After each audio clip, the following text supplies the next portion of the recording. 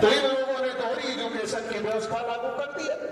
एक तरफ प्राइमरी सरकारी एजुकेशन है, दूसरी तरफ गवर्नमेंट की एजुकेशन है। सरकारी एजुकेशन में बच्चा जाता है, खिचड़ी खाता है, घर चला आता है। पढ़ाई के नाम पर केवल खिचड़ी की बात हो रही है, देश की बात हो रही है, वजीफे की बात हो रही है, पढ़ाई की बात नहीं हो रही। बहुत सारे सरकारी स्कूलों को बंद करने का अभियान सरकार चला रही है पूरे देश भर में, और टीचरों को संख्या के अनुपात में रखा जा रहा है, छात्र संख्या के अनुपात में रखा जा रहा है। मेरा ये कहना है, अगर किसी स्कूल में 5 क्लास है, 5 क्लास में अगर बच्चे हैं पढ़ने वाले, तो 5 अध्यापक तो लगेंगे। लेकिन सरकार क्या कह रही है, टोटल जितनी संख्या है हम उसके आधार पर अध्यापक रखेंगे, हम 5 क्लास के लिए 5 अध्यापक नहीं रखेंगे। और ज्यादातर प्राइमरी सरकारी स्कूलों में 5 क्लास के लिए 5 अध्यापक नहीं। किसके बच्चे जा रहे हैं पढ़ने के लिए? हमारे आपके बच्चे जा रहे हैं पढ़ने के लिए, इस देश के बहुजन समाज के बच्चे जा रहे हैं पढ़ने के लिए। आपकी जड़ों में गर्म पानी डालकर, एजुकेशन न देकर, आपके जो नॉन क्रीमी लेयर है उनको तो पहले ही उनके जड़ में गर्म पानी डाल दिया जा रहा है। नॉन क्रीमी लेयर जो है उसका बच्चा सरकारी स्कूल में जा रहा है और वहां गर्म पानी आपकी जड़ों में डाल दिया जा रहा है। और दूसरी तरफ जो क्रीमी लेयर है, जो आपके समाज का क्रीमी लेयर है, वो क्रीमी लेयर का क्या है, वो क्रीमी लेयर को क्रीमी लेयर लगा करके सरकार रोकना चाहती है कि आप अपने बच्चे को पढ़ा तो लोगे, आप अपने बच्चे को अच्छी एजुकेशन दिला तो लोगे, लेकिन हम आपके बच्चे को प्रशासन में नहीं आने देंगे, हम आपके बच्चे को नौकरी में नहीं आने देंगे। मतलब जो गरीब है उसको पढ़ने ही नहीं देंगे, और जो थोड़ा मजबूत हो गया है वो अपने बच्चे को पढ़ा सकता है, तो उसको क्रीमी लेयर लगा करके रोक देंगे, उसको आने नहीं देंगे। संविधान सभा में जब बात चल रही थी तो क्रीमी लेयर का विरोध किया गया था, और क्रीमी लेयर SC/ST के आरक्षण पर लागू नहीं किया गया था। आज ओबीसी के साथ क्रीमी लेयर की समीक्षा अगर की जाए तो ओबीसी को सबसे बड़ा नुकसान क्रीमी लेयर से हुआ है, इसलिए SC/ST को भी क्रीमी लेयर नहीं होना चाहिए। लेकिन हाई कोर्ट और सुप्रीम कोर्ट में बैठे जजों के माध्यम से अगर यही फैसला कोई सरकार करती तो उसके खिलाफ लोग लामबंद हो जाते।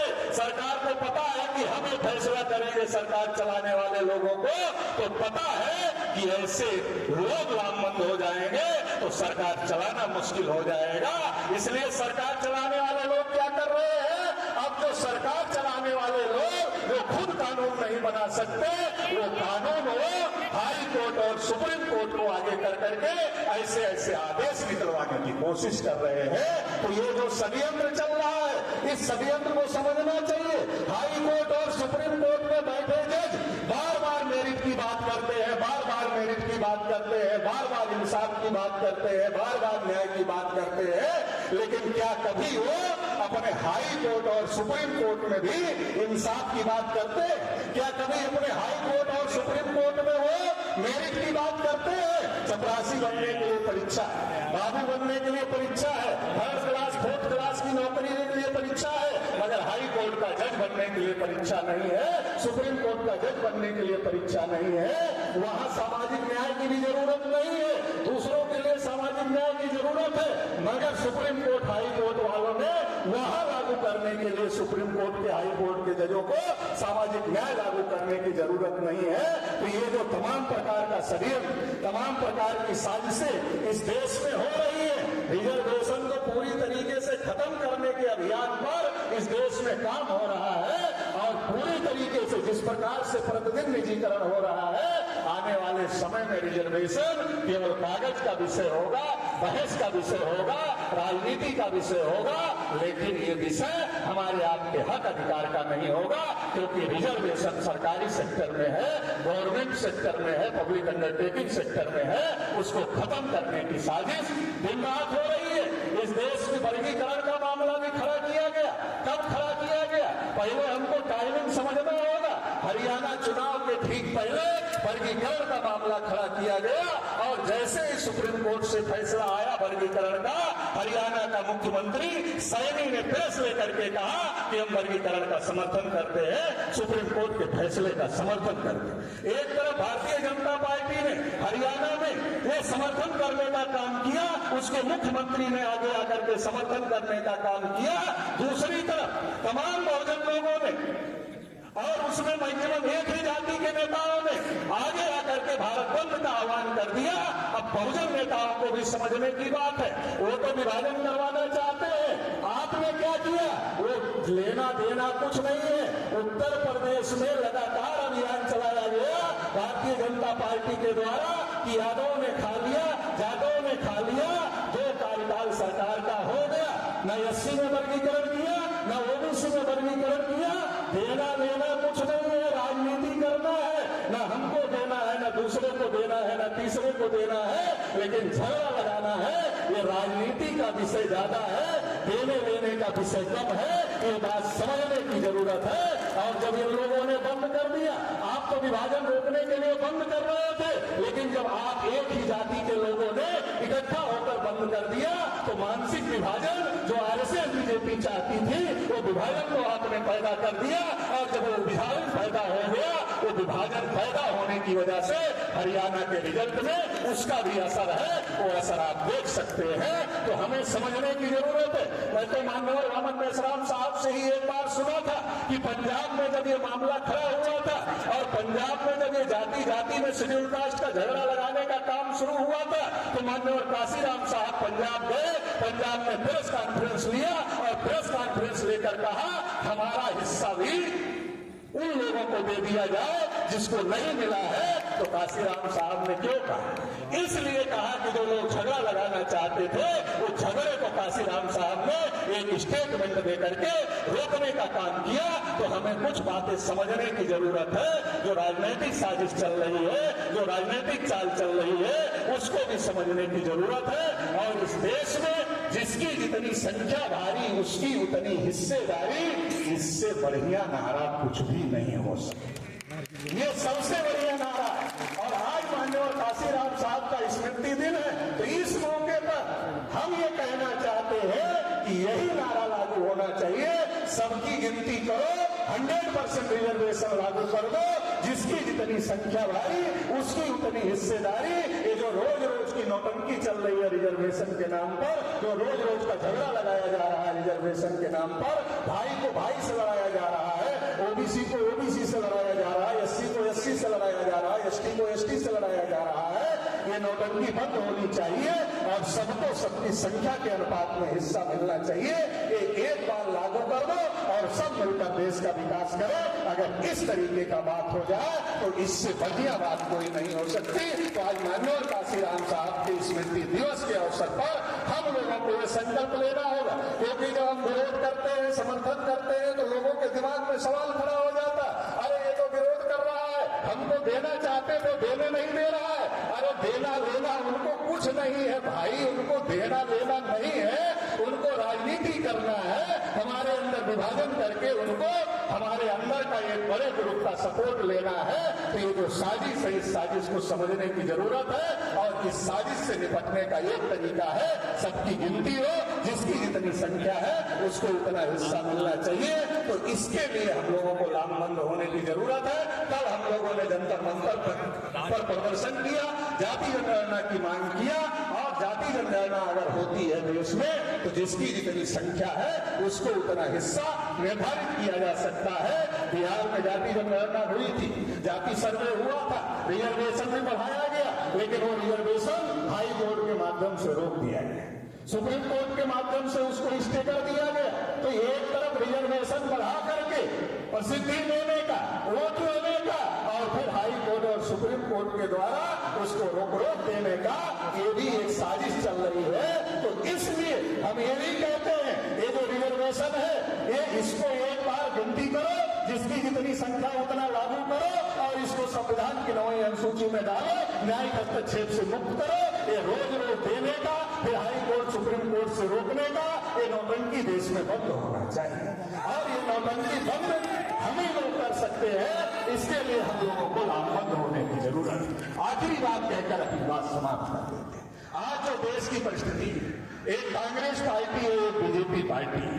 कांग्रेस पार्टी चाहती है हम जाए तो बीजेपी आए, बीजेपी पार्टी चाहती है कि वो जाए तो हम आए। तो ये जो देश में स्थिति चल रही है, ये दोनों आपस में ही नोरा कुश्ती कर रहे हैं और हम लोग भूल जाते हैं, क्योंकि हम लोग भुलक्कड़ लोग हैं। 2014 में कांग्रेस पार्टी के खिलाफ लोग कितना बोल रहे थे, लोग कितना परेशान थे, और मोदी जी आ गए तो कह दिए अच्छे दिन लाएंगे, 15-15 लाख रुपया खाते में डालेंगे, किसानों की इनकम 2 गुना कर देंगे, काला धन वापस ले आएंगे। जितना कहा था उसमें से कुछ भी किया? कुछ भी नहीं किया। और कुछ भी नहीं किया तो तीसरा कार्यकाल चल रहा है। तीसरा कार्यकाल चल रहा है तो कुछ लोग समझ गए। तो जब कुछ लोग समझ गए तो उन्होंने क्या कहा? नहीं, ये अच्छे दिन ठीक नहीं है, वो बुरे दिन ही ठीक थे। मतलब इसके बाद फिर उसको लाना, उसके बाद फिर इसको लाना, दोनों में म्यूचुअल अंडरस्टैंडिंग है। जब कांग्रेस पार्टी की सरकार रहती है तो हम लोग उसके खिलाफ चिल्लाते हैं। क्यों चिल्लाते हैं? क्योंकि वो हमें 10 जूता मारती है। जब हमें 10 जूता मारती है तो हम चिल्लाते हैं कांग्रेस खराब है, खराब है, खराब है, खराब है। तो बीजेपी वाले हमारे गली मोहल्ले में आते, अरे हम तो ठीक है, कांग्रेस तो खराब ही है। तो हमारा आदमी सोचता अच्छा ये कांग्रेस खराब है, बीजेपी ठीक है, इसको ले आओ, तो बीजेपी को ले आता। और जब बीजेपी आ जाती है तो कांग्रेस वाले बीजेपी वालों के कान में जाकर बोलते हैं। ज्यादा गुमान में मत रहना कि तुम अपनी योग्यता की वजह से आ गए हो।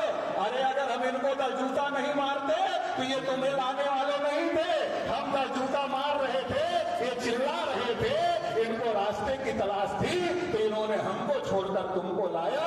तो तुम एक बात का ध्यान रखना कि हम 10 मार रहे थे, अब ये हमको हटाकर तुमको ले आए हैं, तो 10 का 8 मत करना, 5 जूता बढ़ा देना।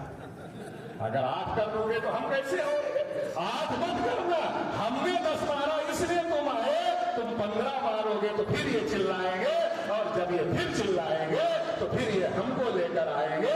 तो दोनों में बारी बारी से जूते बढ़ाने का कार्यक्रम चल रहा है। आप सारी पॉलिसी उठाकर देख लो, जो पॉलिसी कांग्रेस ने शुरू किया वही पॉलिसी बीजेपी अमल कर रही है। जब महिला आरक्षण आया तो कांग्रेस वाले बहुत दिल मिला रहे थे कि महिला आरक्षण के अंदर कोटा होना चाहिए, ओबीसी का होना चाहिए, ओबीसी का होना चाहिए। अरे भाई, बिल किसने बनाया था? जब तुम्हारी सरकार थी, जब शरद यादव, लालू यादव और तमाम नेता ये कह रहे थे कि महिला आरक्षण कोटे के अंदर कोटा होना चाहिए, SC ST ओबीसी का।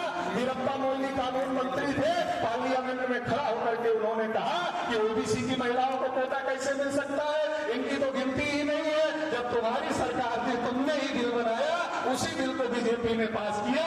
अब तुम कह रहे हो होना चाहिए। तो ये जो साजिश चल रही, जाति जनगणना हो या ओबीसी का क्रीमिलेयर हो या ओबीसी का आरक्षण हो या बार बार SC ST ओबीसी के आरक्षण की बात हो, उसके साथ खिलवाड़ करने की बात हो, ये दोनों पार्टियों का इतिहास है। दोनों बारी बारी से जूता मारने का काम कर रही है। जब बारी बारी से जूता हम खा रहे हैं और वो पार्टियां चलाने वालों की संख्या 3.5% है, 3.5% लोग 2 पार्टियां बनाकर बारी बारी से जूता मारने का काम कर रहे हैं, और बारी बारी से जूता मार करके हम लोगों को गुमराह करने का काम कर रहे हैं। एक जानती है कि आरक्षण के मुद्दे पर बात होगी तो हमारे पास लोग नहीं आएंगे, जाति जनगणना के मुद्दे पर बात होगी तो हमारे पास लोग नहीं आएंगे। तो वो किस मुद्दे पर बात करती है? वो इस मुद्दे पर बात करती है भारत पाकिस्तान, भारत चीन, आतंकवाद, 3 तलाक और काशी मथुरा, वो इस पर बात करती है। क्योंकि वो जानती है इस पर नहीं है, क्योंकि जो मोदी ने कहा था 14 में, वो तो कुछ किया नहीं। तो लोग कैसे आएंगे? बहुजनों के मुद्दे उठाएंगे तो उनके पास लोग जाने वाले नहीं है। इसलिए वो आतंकवाद का, पाकिस्तान का, भारत पाकिस्तान का, 3 तलाक का, हिंदू मुस्लिम के मुद्दों पर बात कर रहे हैं। और दूसरी क्या कर रही है?